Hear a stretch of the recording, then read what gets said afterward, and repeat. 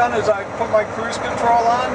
My target detected icon indicator is on, so I'm following Stan.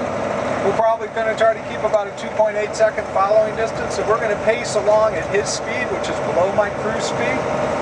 Stan will now apply his brakes, and the system will read or interpret what's going on and start to help us maintain our following distance. It's doing that by de-throttling, engaging the engine retarder, and applying the brakes. My foot's not on the brake. That was all system.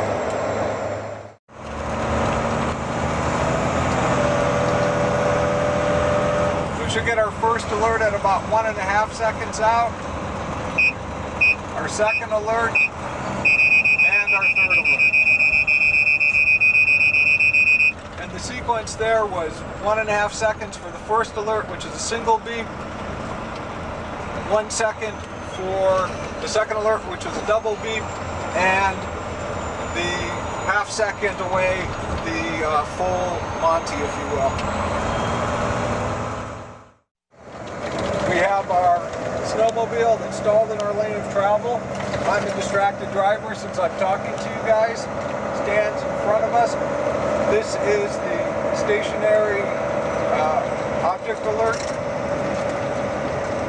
Gives us up to about a 3-second heads up of a metallic vehicle in our lane of travel. Giving me some time to react and steer around the obstacle.